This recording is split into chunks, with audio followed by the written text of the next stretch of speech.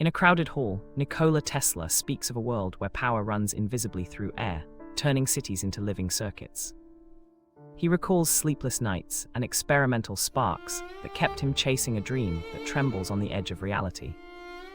Tesla links his visions to a growing belief in global connectivity, urging listeners to embrace invention as a shared duty. The speech ties personal sacrifice to a larger promise of progress, warning against fear that resists unexplored currents.